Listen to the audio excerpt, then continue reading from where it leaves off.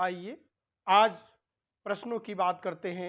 भाषा व लिपि के महत्वपूर्ण प्रश्नों को जो परीक्षा में हर बार पूछे जा रहे हैं, अधिक से अधिक पूछे जा रहे हैं, इन्हीं प्रश्नों पर विशेष चर्चा लेकर यह वीडियो बना रहे हैं। सबसे पहला प्रश्न है, भाषा की प्रकृति से संबंधित निम्नलिखित में कौन सा वाक्य अशुद्ध है? भाषा यादृच्छिक प्रतीकों की व्यवस्था है, भाषा ध्वनि संकेतों का परंपरागत एवं रूढ़ प्रयोग है, मौखिक भाषा सदैव व्याकरणिक नियमों में आबद्ध रहती है, भाषा संयोगात्मक और वियोगात्मक की ओर अधिमान रहती है, गतिमान रहती है। इस तरह से चार विकल्प दिए गए हैं। चारों विकल्पों में सबसे सही विकल्प क्या होगा? सबसे सही विकल्प होगा भाषा सदैव व्याकरणिक नियमों में आबद्ध रहती है। भाषा सदैव व्याकरणिक नियमों से आबद्ध रहती है। अगले प्रश्न की बात करते हैं। अगला प्रश्न है, अगर स्वराज करोड़ों भूखे मरने वाले निरक्षरों, दलितों और अंतजों का हो और उन सब के लिए होने वाला हो तो हिंदी ही एकमात्र राष्ट्रभाषा हो सकती है। यह कथन है सी राजगोपालचारी, महात्मा गांधी, पुरुषोत्तम दास टंडन, गोपाल स्वामी अयंगर। इस तरह से इस विकल्प के बारे में देखें तो इसमें महात्मा गांधी सही विकल्प होगा आपका, कि महात्मा गांधी ने किया था। अगले प्रश्न की बात करते हैं। दक्षिण भारत हिंदी प्रचार समिति की स्थापना में किसका योगदान विशेष उल्लेखनीय रहा है? तो दक्षिण भारत प्रचार समिति के में अगर देखा जाए तो महात्मा गांधी, पुरुषोत्तम दास टंडन, गिलक्रिस्ट, बाबू तोताराम। तो महात्मा गांधी का योगदान सबसे अधिक रहा है। इसका ऑप्शन असही होगा। इसी तरह से अगले प्रश्न की बात करते हैं। हिंदी साहित्य सम्मेलन कब व कहाँ आयोजित हुआ? हिंदी साहित्य सम्मेलन कब व कहाँ आयोजित हुआ? 1951 मद्रास में, 1910 वाराणसी में, 1975 नागपुर में, 1945 उदयपुर में। इस तरह से देखा गया है प्रथम हिंदी साहित्य सम्मेलन कब हुआ? 1945 में हुआ। कहाँ हुआ? उदयपुर में हुआ। आपका द ऑप्शन सबसे उत्तम है। इस तरह से अगले प्रश्न की बात कर लेते हैं। प्रथम विश्व हिंदी सम्मेलन आयोजित हुआ दिल्ली 1955 में, नागपुर 1975 में, मॉरिशस 1978 में, मद्रास 1918 में। इसमें आपका सही विकल्प जो होगा नागपुर 1975 में। नागपुर 1975 में आपका सही विकल्प है, नागपुर 1975 में। अगले प्रश्न पर चलते हैं। 8वां विश्व हिंदी सम्मेलन कब व कहाँ आयोजित हुआ? तो 8वां विश्व हिंदी सम्मेलन 2007 सूरीनाम, 2007 मॉरिशस, 2007 न्यूयॉर्क और 2007 त्रिनिदाद। तो त्रिनिदाद जो है यह 2007 है। इसी तरह से आप इसके सही ऑप्शन को देखें तो न्यूयॉर्क में हुआ था। 8वां विश्व हिंदी सम्मेलन 2007 न्यूयॉर्क शहर में हुआ था। अगले प्रश्न की बात कर लेते हैं। निम्नलिखित में से कौन सा कथन गलत है? निम्नलिखित में से कौन सा कथन गलत है? यहाँ गलत कथन पूछा जा रहा है। हिंदी संघ की राजभाषा होगी, यह प्रावधान 14 सितंबर 1949 को हुआ था। सही है। संघ की राजभाषा हिंदी व लिपि देवनागरी होगी, अनुच्छेद 343 एक में कहा गया है। सही है। संघ की राजभाषा हिंदी होगी, अनुच्छेद 351 में कहा गया है। यही गलत ऑप्शन है। अर्थात यहाँ ऑप्शन नंबर आपका 3 सही होगा स, और यहाँ ऑप्शन नंबर 2 सही होगा ब। ये दोनों विकल्प आपने देख लिए। अब आगे बढ़ते हैं, अगले प्रश्न की तरफ चलते हैं। अगला प्रश्न है, संविधान में राजभाषा हिंदी के साथ अंग्रेजी के व्यवहार की समय सीमा कितने वर्ष के लिए निश्चित की गई थी? संविधान में 15 वर्ष 1965 ईस्वी तक, 15 वर्ष 1963 ईस्वी तक, 10 वर्ष 1960 ईस्वी तक, 10 वर्ष 1958 ईस्वी तक। यहाँ सही विकल्प आपका है 10 वर्ष 1958, नहीं 10 वर्ष 1960 नहीं, 15 वर्ष 1963 नहीं, सही विकल्प है 15 वर्ष 1965, यह सही विकल्प है। अगले प्रश्न की बात करते हैं। राजभाषा आयोग का गठन हुआ जुलाई 1956 में, अप्रैल 1963 में, जून 1955 में, जनवरी 1951 में। तो राजभाषा आयोग का गठन जून 1955 में किया गया, जून 1955 में किया गया। अगले प्रश्न पर चलते हैं। संविधान की 8वीं अनुसूची में वर्तमान में कितनी भाषाएं हैं?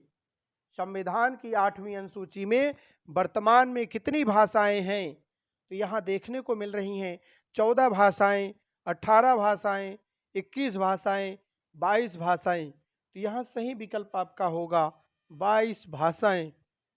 प्रश्न संख्या 11 है, किस राजभाषा अधिनियम द्वारा शासन कार्य में अंग्रेजी के व्यवहार की समय सीमा को समाप्त कर दिया गया?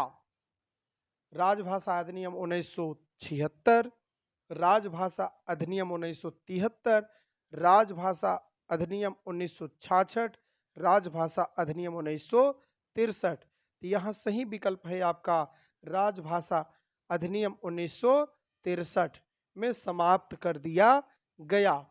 इसी तरह से अगले प्रश्न पर चलते हैं। अगला प्रश्न है, हिंदी के प्रचार प्रसार के लिए मदन मोहन मालवीय और पुरुषोत्तम दास टंडन ने सन 1910 में वाराणसी में किस संस्था की स्थापना की? भाषा संवर्धनी सभा, राष्ट्रभाषा प्रचार समिति, हिंदी साहित्य सम्मेलन, नागरिक प्रचारणी सभा। यहाँ सही विकल्प है हिंदी साहित्य सम्मेलन का। किस संस्था वाराणसी में की? हिंदी साहित्य सम्मेलन का। इसी तरह से अगले प्रश्न पर चलते हैं। अगला प्रश्न 13 संख्या, संविधान में राजभाषा से संबंधित प्रावधान किस अनुच्छेद में किए गए हैं? भाग 17 अनुच्छेद 343 से 51, भाग 17 अनुच्छेद 345 से 354, भाग 17 अनुच्छेद 347 से 354, भाग 17 अनुच्छेद 349 से 358।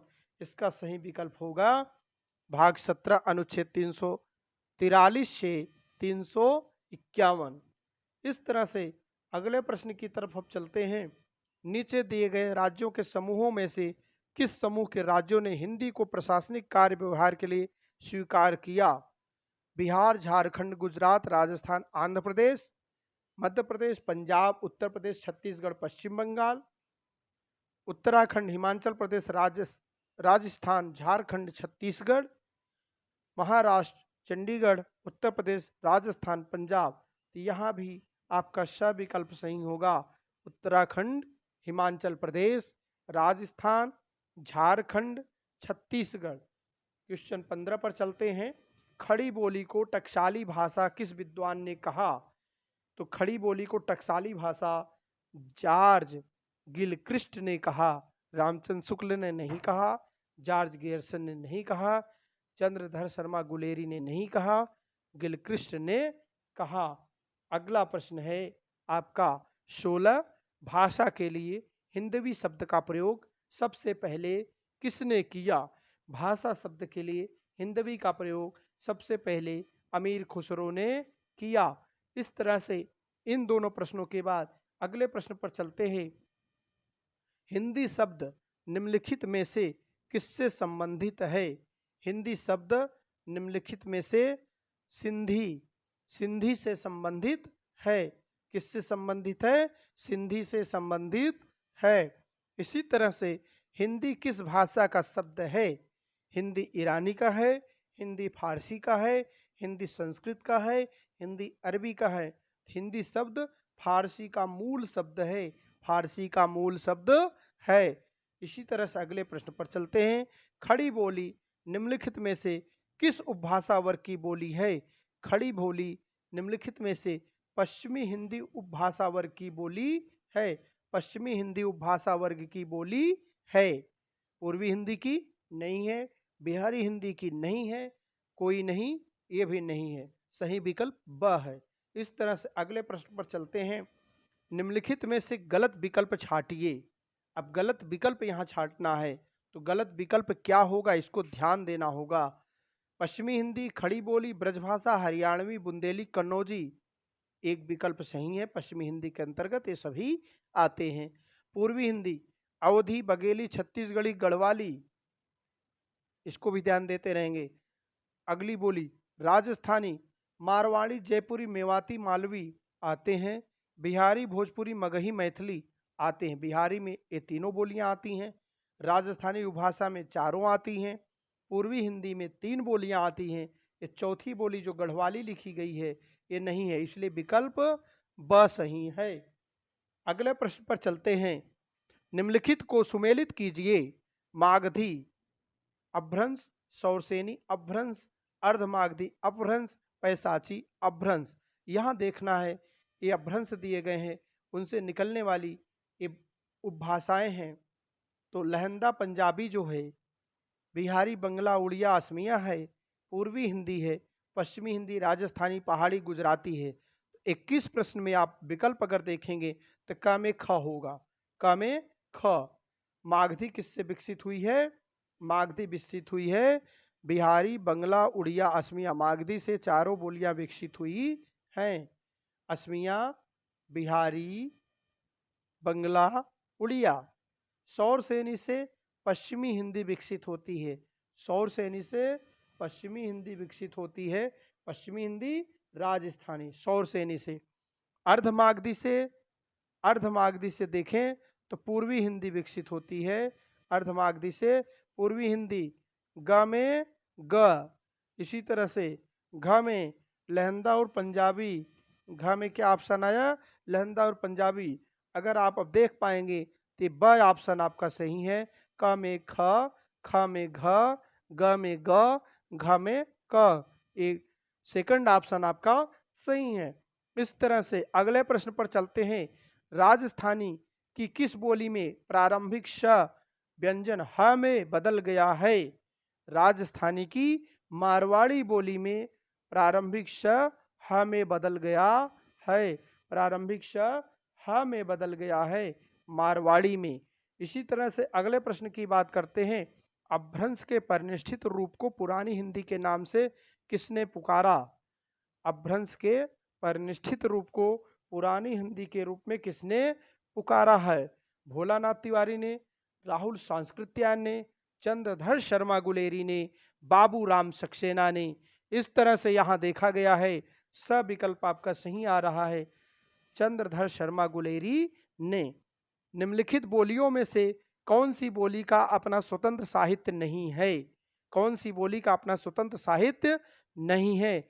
राजस्थानी का है, नहीं है। बघेली का है, नहीं है। अवधी का है, नहीं है। ब्रजभाषा का है, नहीं है। तो ब्रजभाषा के लेखक हैं सूरदास, तुलसीदास आदि। अवधी के तुलसीदास, राजस्थानी के मीराबाई, बघेली के कोई लेखक नहीं है। इस तरह से बघेली यहाँ ऑप्शन आपका सही होगा। बघेली ऑप्शन आपका सही होगा। अगले प्रश्न की बात करते हैं। ब्रज भाषा का उद्भव किस भाषा से माना जाता है? सौरसेनी अभ्रंश से, अर्धमागधी अभ्रंश से, मागधी अभ्रंश से, ब्राह्मण अभ्रंश से। इस तरह से ब्रज भाषा का अगर उद्गम देखा जाए तो ब्रज भाषा का उद्गम किससे माना जा सकता है? ब्रज भाषा आती है पश्चिमी हिंदी में, अब पश्चिमी हिंदी होती है सौरसेनी से। तो आपका ऑप्शन क्या होगा? सौरसेनी अभ्रंश से। इस तरह से आपको याद रखना है, इस तरह से आपको सदैव याद रखना है। दक्षिणी हिंदी को खड़ी बोली का विकसित रूप किसने माना है? दक्षिणी हिंदी को खड़ी बोली का विकसित रूप किसने माना है? बाबूराम सक्सेना ने, बाबूराम तिवारी ने, भोलानाथ तिवारी ने, लक्ष्मण सिंह ने। तो किसने माना है? बाबूराम सक्सेना ने। अब विकल्प आपका सही है। अगले प्रश्न की बात करते हैं। निम्नलिखित बोलियों को क्षेत्रानुसार सुमेलित कीजिए। क्षेत्रानुसार खड़ी बोली, खड़ी बोली में कौन कौन से आते हैं? ब्रजभाषा में कौन से आते हैं? बुंदेली में कौन से आते हैं? अवधी में कौन से आते हैं? इसके लिए 7 सूत्र है। खड़ी बोली खड़ी बोली कहाँ का क्षेत्र है? मेरठ। मेरठ से विकसित हुई है। मेरठ प्रमुख स्थान है। देहरादून, सहारनपुर सही है। ब्रजभाषा, ब्रजभाषा कहाँ है? आगरा। आगरा प्रमुख स्थान है। आगरा, मथुरा। आगरा, अलीगढ़, धौलपुर, भरतपुर। बुंदेली, हमीरपुर, ग्वालियर, भोपाल, सागर। बुंदेली। अवधि, लखनऊ, लखीमपुर खीरी, सीतापुर आदि। इस तरह से देखा गया है तो ये चारों ऑप्शन सही आ रहे हैं, बराबर हैं। क में क, ख में ख, ग में ग, घ में घ। तो आपको यहाँ सेकंड ऑप्शन ब सही मिल रहा है। ब सही मिल रहा है। इस तरह से जब आप कहेंगे तो कभी गलत नहीं होगा। अगले प्रश्न पर चलते हैं। भाषा के अर्थ में हिंदुस्तानी शब्द का प्रयोग कब से मिलता है? भाषा के अर्थ में हिंदुस्तानी का प्रयोग कब से मिलता है? भाषा के अर्थ में हिंदुस्तानी का प्रयोग 15वीं सदी से मिलता है। अगले प्रश्न की बात कर लेते हैं। लखनऊ बाराबंकी किस बोली के क्षेत्र में आते हैं? लखनऊ बाराबंकी बैसवाड़ी के क्षेत्र में आते हैं, क्योंकि यहाँ अवधि होती है। अवधि बैसवाड़ी के क्षेत्र में आते हैं। बैसवाड़ी के क्षेत्र में आते हैं। लखनऊ बाराबंकी बैसवाड़ी के क्षेत्र में आते हैं। इसी तरह से आगे बढ़ते हैं 30वें प्रश्न पर। देवनागरी लिपि किस प्रकार की लिपि है? देवनागरी लिपि ध्वन्यात्मक है, वर्णात्मक है, चित्रात्मक है, आक्षरिक है। तो देवनागरी लिपि आक्षरिक लिपि है। इनमें से कौन सा गुण देवनागरी लिपि में नहीं है? उच्चारण और लेखन में एक रूपता, शब्दों में प्रत्येक ध्वनि का लेख, प्रत्येक वर्ण का निश्चित उच्चारण, अनुच्चारित ध्वनियों का अभाव। इस तरह से देखिए तो सही विकल्प आपका है ब विकल्प, शब्दों में प्रत्येक ध्वनि का लेख। अगले प्रश्न की बात कर लेते हैं। मारवाड़ी बोली का क्षेत्र क्या है? मारवाड़ी बोली क्षेत्र क्या है? तो क्या होगा? 4 क्षेत्र दिए गए हैं, रायपुर, जयपुर, बीकानेर, भरतपुर। तो मारवाड़ी का क्षेत्र है बीकानेर। बीकानेर क्षेत्र है। बैसवाड़ी बोली का दूसरा नाम क्या है? अगर बैसवाड़ी बोली का दूसरा नाम कहें तो बैसवाड़ी बोली का दूसरा नाम है अवधी। बैसवाड़ी बोली का दूसरा नाम है अवधी। अवधि को सही विकल्प के रूप में आप चयन कर लेंगे। इसी तरह से अगले विकल्प पर चलते हैं। इनमें से देवनागरी लिपि का उल्लेख सर्वप्रथम कहाँ मिलता है? देवनागरी लिपि का सर्वप्रथम उल्लेख अशोक के शिलालेख में, सिंधु घाटी, जय भट्ट का शिलालेख, सारनाथ। इनमें से कहां से मिलता है? तो सही विकल्प है स, जय भट्ट का शिलालेख। जय भट्ट का शिलालेख। इसी तरह से अगले प्रश्न की बात कर लेते हैं। हिंदी भाषा का उद्गम और विकास पुस्तक के लेखक हैं भोलानाथ तिवारी, देवेंद्र कुमार शर्मा, आचार्य शुक्ल, उदय नारायण तिवारी। तो सही विकल्प आपका है उदय नारायण तिवारी। अगले प्रश्न की बात कर लेते हैं। मोई तो ओको तुमाओ सर्वनाम किस बोली में आते हैं? किस बोली में प्रयुक्त होते हैं? ये सर्वनाम जो हैं किस बोली में प्रयुक्त होते हैं? ब्रजभाषा में, कन्नौजी में, गुजराती में, बुंदेली में। तो ये बुंदेली में प्रयुक्त होते हैं। यहाँ चौथा ऑप्शन आपका सही है। अगले प्रश्न की बात कर लेते हैं।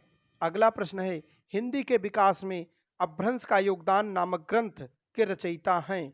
अपभ्रंश का योगदान, हिंदी साहित्य में अपभ्रंश का योगदान नामक ग्रंथ के रचयिता हैं। कौन है? नामवर सिंह, भोलानाथ तिवारी, हजारी प्रसाद द्विवेदी, उदय नारायण तिवारी। यहाँ सही ऑप्शन आपका है नामवर सिंह। अगले प्रश्न की बात करते हैं। बघेली किस वर्ग के अंतर्गत आने वाली बोली है? बघेली पूर्वी हिंदी के अंतर्गत आने वाली बोली है। इसको अभी मैंने पढ़ाया है। पूर्वी हिंदी के अंतर्गत आने वाली बोली है बघेली। इसी तरह पूर्वी हिंदी की उत्पत्ति किस अपभ्रंश से हुई है? पूर्वी हिंदी की उत्पत्ति अर्धमागधी अपभ्रंश से हुई है। अगले प्रश्न की बात करते हैं। अगला प्रश्न है, पश्चिमी हिंदी का विकास किस अपभ्रंश से हुआ है? पश्चिमी हिंदी का विकास खस से, सौरसेनी से, ब्रांचड़ से, मागधी से। तो पश्चिमी हिंदी का विकास सौरसेनी से हुआ है। जोधपुर, अजमेर, किशनगढ़ में बोली जाने वाली बोली है। इन जगहों पर कौन सी बोली बोली जाती है? मेवाती, मालवी, मारवाड़ी, ढूढ़ाड़ी। तो जयपुर नहीं है, जोधपुर, अजमेर और किशनगढ़ में मारवाड़ी बोली जाती है, मारवाड़ी बोली जाती है। इसी तरह से अगले प्रश्न की बात करते हैं। जयपुरी बोली का एक अन्य नाम है। जयपुरी बोली का अगर एक अन्य नाम देखेंगे तो ढूढ़ाड़ी होता है। इंदौर, उज्जैन, देवास में बोली जाने वाली बोली का नाम है। इन जगहों पर जो बोली जाती है उसकी बोली का नाम है मालवी। मेवाती, बघेली, मारवाड़ी नहीं होंगे, इसका सही विकल्प होगा मालवी, मालवी। ढूढ़ाड़ी राजस्थान के किस क्षेत्र में बोली जाती है? ढूढ़ाड़ी, तो ढूढ़ाड़ी कहाँ बोली जाती है? कोटा बूंदी में, अलवर भरतपुर में, उदयपुर सवाई माधोपुर में, जोधपुर बीकानेर में। तो उदयपुर सवाई माधोपुर में ढूढ़ाड़ी बोली जाती है। इसी तरह से अगले विकल्प पर आते हैं। हाड़ौती राजस्थान के किस क्षेत्र में प्रचलित है? हाड़ौती, अब आया हाड़ौती की बात करते हैं। तो हाड़ौती राजस्थान के कोटा और बूंदी में बोली जाती है। हाड़ौती राजस्थान के कोटा और बूंदी में बोली जाती है। इसका सही विकल्प आप लगाएंगे कोटा और बूंदी। बुंदेली किस बोली की उपबोली है? बुंदेली, तो बुंदेली किस बोली की है? अंतर्वेदी की उपबोली है, अंतर्वेदी, बुंदेली। इसी तरह से अगले प्रश्न पर चलते हैं। पुरानी हिंदी का प्राकृत भाष नामकरण किस विद्वान ने किया? पुरानी हिंदी का प्राकृताभास नामकरण किस विद्वान ने किया? चंद्रधर शर्मा गुलेरी ने, आचार्य शुक्ल ने, भोलानाथ व्यास ने, राहुल सांस्कृत्यायन ने। तो इस तरह से इसके विकल्प आप सही देखेंगे तो आचार्य रामचंद्र शुक्ल ने किया, प्राकृताभास आचार्य रामचंद्र शुक्ल ने किया। अगला प्रश्न है, वर्नाक्यूलर हिंदुस्तानी नाम खड़ी बोली को किस विदेशी विद्वान ने दिया? वर्नाक्यूलर हिंदुस्तानी नाम अगर दिया किसी विदेशी विद्वान ने तो जॉर्ज गियर्सन ने दिया। अगले प्रश्न की बात कर लेते हैं। नागरी लिपि के उद्धारकर्ता हैं पंडित गौरीदत्त, सुनीत कुमार चटर्जी, मदन मोहन मालवीय, महावीर प्रसाद द्विवेदी। ये चार ऑप्शन जो दिए गए हैं, इन चार ऑप्शनों में सबसे सही ऑप्शन क्या होगा? मदन मोहन मालवीय, मदन मोहन मालवीय। देवनागरी लिपि को अप्रमाणिक कहकर रोमन लिपि को किस भारतीय ने प्राथमिकता दी? तो रोमन लिपि को प्राथमिकता देने वाले भारतीय विद्वान हैं सुनीत कुमार चटर्जी। इसी तरह से अगली बात करते हैं, अगले प्रश्न पर चलते हैं। निम्नलिखित में से मेवाती बोली का क्षेत्र है, मेवाती बोली का क्षेत्र है जैसलमेर जोधपुर, बारा झालावाड़, अलवर भरतपुर अलवर का दक्षिण क्षेत्र, जयपुर सवाई माधोपुर। तो यह सही विकल्प होगा अलवर भरतपुर अलवर का दक्षिण क्षेत्र। इस तरह से अगले प्रश्न की बात कर लेते हैं। अगला प्रश्न है, बघेलखंडी किस भाषा की बोली मानी जाती है? बघेलखंडी पूर्वी हिंदी की, राजस्थानी हिंदी की, बिहारी की, पहाड़ी की। तो बघेली आती है पूर्वी हिंदी में, तो पूर्वी हिंदी की बोली होती है। अगले प्रश्न की बात कर लेते हैं। अगला प्रश्न जो है, अगला प्रश्न है हमारा, रायबरेली में कौन सी बोली का प्रचलन है? रायबरेली में कौन सी बोली का प्रचलन है? तो सबसे पहले आप देखेंगे ब्रज का हो, भोजपुरी का है, अवधी का है या खड़ी बोली का है। तो रायबरेली फैजाबाद के पास पड़ता है, तो रायबरेली में क्या होना चाहिए? अवधी। क्या होना चाहिए? अवधी। इसी तरह से अगले प्रश्न की बात करते हैं। मेरठ सहारनपुर किस बोली क्षेत्र के अंतर्गत आते हैं? मेरठ और सहारनपुर किस बोली क्षेत्र के अंतर्गत आते हैं? तो अगर आप सही विकल्प देखेंगे, मेरठ और सहारनपुर बांगरू के, अवधी के, मराठी के, खड़ी बोली के, तो खड़ी बोली क्षेत्र के अंतर्गत आते हैं। अवधी शब्द का सर्वप्रथम प्रयोग किसने किया? अवधी शब्द का सर्वप्रथम प्रयोग अमीर खुसरो ने किया। बैसवाड़ी के नाम से जानी जाती है, बैसवाड़ी के नाम से जानी जाती है अवधी। अवधी को बैसवाड़ी भी कहते हैं, बैसवाड़ी अवधी। इस तरह से अगले प्रश्न की बात करते हैं। मुजफ्फरनगर तथा रामपुर के क्षेत्र में कौन सी बोली बोली जाती है? मुजफ्फरनगर तथा रामपुर के क्षेत्र में अवधी, ब्रज, बांगरू, खड़ी बोली। तो मुजफ्फरनगर और रामपुर के क्षेत्र में जो बोली जाती है वह बोली है क्या? अवधी नहीं, ब्रज नहीं, बांगरू नहीं, खड़ी बोली सही विकल्प है। आपका सही विकल्प है, खड़ी बोली बोली जाती है। अगले प्रश्न की बात कर लेते हैं। निम्नलिखित में से किस स्थान पर अवधी नहीं बोली जाती है? अवधी जहां नहीं बोली जाती, बहराइच में बोली जाती है, बाराबंकी में बोली जाती है, खीरी में बोली जाती है। तो अगला विकल्प होगा हरदोई। हरदोई में नहीं बोली जाती अवधी। अवधी का मिश्रित रूप कहाँ मिलता है? अवधी का मिश्रित रूप मुजफ्फरनगर में मिलता है। संविधान में प्रांतीय भाषाओं को किस अनुसूची द्वारा स्वीकार किया गया? संविधान में प्रांतीय भाषाओं को 8वीं अनुसूची द्वारा स्वीकार किया गया। इस तरह से देवनागरी लिपि में हिंदी में अक्षर पर सिरोरेखा लगाने की सलाह किसने दी? देवनागरी लिपि में हिंदी में अक्षर पर सिरोरेखा लगाने की सलाह देवनागरी लिपि सुधार समिति ने दी। देवनागरी लिपि सुधार समिति ने दी। अगले प्रश्न की बात कर लेते हैं। नागरी लिपि को दक्षिण में क्या कहा जाता है? नागरी लिपि को दक्षिण में नंदी नागरी कहा जाता है। जाटू किस बोली का उपनाम है? तो जाटू बांगरू का उपनाम है। हिंदी भाषा और साहित्य के लेखक हैं आचार्य शुक्ल, आचार्य द्विवेदी, भोलानाथ तिवारी, श्याम सुंदर दास। ये 4 ऑप्शन आपको दिए गए हैं। इन 4 ऑप्शनों में सबसे सही ऑप्शन जो आपका है श्याम सुंदर दास। श्याम सुंदर दास। इसी तरह से अगला विकल्प है वैज्ञानिक तथा तकनीकी शब्दावली आयोग की स्थापना किस वर्ष हुई? वैज्ञानिक तथा तकनीकी शब्दावली आयोग की स्थापना किस वर्ष हुई? 1965 ईस्वी में, 1966 ईस्वी में, 1961 ईस्वी में और 1957 ईस्वी में। इस तरह से इसका सही विकल्प होगा 1961 ईस्वी में। 1961 ईस्वी में। अगले प्रश्न पर चलते हैं। अगला प्रश्न है केंद्रीय हिंदी निदेशालय की स्थापना हुई। केंद्रीय हिंदी निदेशालय की स्थापना कब हुई? 1960 में, 1962 में, 1961 में, 1963 में। ये 4 विकल्प दिए गए हैं। इन 4 विकल्पों में से सही विकल्प आपका होगा 1960 में।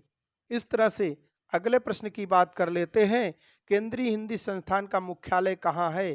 केंद्रीय हिंदी संस्थान का मुख्यालय मुंबई में है। भोजपुरी भाषा का क्षेत्र है दिल्ली, आजमगढ़, देहरादून, मथुरा। तो भोजपुरी का क्षेत्र है आजमगढ़। अगले प्रश्न की बात कर लेते हैं। बहराइच, सुल्तानपुर किस बोली का क्षेत्र है? बहराइच और सुल्तानपुर अगर कहें तो बांगरू का क्षेत्र है। बहराइच और सुल्तानपुर अवधी का क्षेत्र है। बहराइच और सुल्तानपुर छत्तीसगढ़ी का क्षेत्र है। बहराइच और सुल्तानपुर गढ़वाली का क्षेत्र है। ध्यान देंगे बहराइच और सुल्तानपुर की बात की जा रही है तो यह किसका क्षेत्र है? अवधी का क्षेत्र है। बांगरू का क्षेत्र है, बांगरू पूछा जा रहा है। अब बांगरू का क्षेत्र है मेरठ, हरियाणा व बाहरी दिल्ली, आगरा या उत्तर प्रदेश। तो इसमें से 4 ऑप्शन में से आपका सही विकल्प है हरियाणा व बाहरी दिल्ली। अगले प्रश्न की बात कर लेते हैं। बघेली का केंद्र माना जाता है दिल्ली, पटना, एटा, रीवा। बघेली, बघेलखंड। तो बघेली अगर बात करें तो बघेली का सही क्षेत्र माना जाता है एटा। एटा में बघेली बोली जाती है। अगले प्रश्न की बात करते हैं। इंदौर उज्जैन की बोली है मैथिली, मेवाती, मालवी, कुमायूनी। तो यहाँ पर जो देख रहे हैं इंदौर और उज्जैन की जो सही बोली होती है वह मालवी है। कौन सी है? मालवी। इसी तरह से रामकृष्णन की अध्यक्षता में लिपि सुधार समिति गठित की गई 1942 में, 1960 में, 1965 में, 1953 में। तो यहाँ 4 विकल्प दिए गए हैं। चारों विकल्पों में आपका सही विकल्प है 1953 में। इसी तरह से अगले प्रश्न की बात कर लेते हैं। अगला प्रश्न है, निम्नलिखित में से खड़ी बोली का क्षेत्र है दिल्ली, मेरठ, मुजफ्फरनगर, देहरादून आदि। तो इस तरह से मथुरा, आगरा, बरेली, एटा, ग्वालियर आदि, लखीमपुर खीरी, बहराइच, रायबरेली, हरदोई आदि, गोरखपुर, देवरिया, गाजीपुर, बलिया, बनारस आदि। ये जो विकल्प दिए गए हैं आप अगर ध्यान देंगे तो बलिया आ रहा है, बनारस आ रहा है, गाजीपुर आ रहा है, ये क्या हो गए? बिहारी। बिहारी अर्थात भोजपुरी का क्षेत्र। लखीमपुर खीरी, बहराइच, रायबरेली, हरदोई जो आ रहे हैं ये सब क्या आ रहे हैं? अवधी के क्षेत्र। मथुरा, आगरा, बरेली, एटा, एटा भी आ रहा है, यह किसका क्षेत्र है? ब्रज का। ब्रज अर्थात पूर्वी हिंदी, पश्चिमी हिंदी, ब्रज का क्षेत्र। मथुरा, आगरा, बरेली, एटा, ग्वालियर, ये है क्या? ब्रज भाषा। दिल्ली, मेरठ, मुजफ्फरनगर, देहरादून खड़ी बोली के लिए प्रसिद्ध हैं। दिल्ली, मेरठ, मुजफ्फरनगर, देहरादून। इस तरह से आपका ऑप्शन सही आया। अ राजभाषा आयोग के रूप में खड़ी बोली का कौन सा रूप स्वीकृत है? दिल्ली, मेरठ के आसपास के क्षेत्र में प्रचलित रूप, ब्रज भाषा प्रधान भाषा रूप, अरबी फारसी मिश्रित आम जन की भाषा, फारसी की छाया में विकसित हरियाणी, हरियाणवी, ब्रज और खड़ी बोली कौरवी का मिश्रित रूप। तो आपका सही विकल्प है फारसी की छाया में विकसित। फारसी की छाया में विकसित हरियाणवी, ब्रज और खड़ी बोली अर्थात कौरवी का मिश्रित रूप। अगले प्रश्न की बात करते हैं। निम्नलिखित में से मानक हिंदी खड़ी बोली की विशेषताएं नहीं हैं। यहाँ खड़ी बोली की विशेषताएं नहीं है बताया जा रहा है, तो नहीं है में पढ़ेंगे। खड़ी बोली यथा आवश्यक द्वित्व शब्दों का प्रयोग होता है। पट्टी चट्टी संज्ञा विशेषण और क्रियाओं में लिंग वचन के अनुसार परिवर्तन होता है। लड़का, लड़के, लड़कियां। तीसरा ऑप्शन है खड़ी बोली की प्रकृति उकारांत बहुलता फी है। पढ़ो, चलो, लिखो। इसी तरह से अकारांत पुल्लिंग संज्ञाओं का तिर्यक एक वचन रूप एकारांत हो जाता है। लड़के ने आम खाया। ये चार विकल्प दिए गए हैं।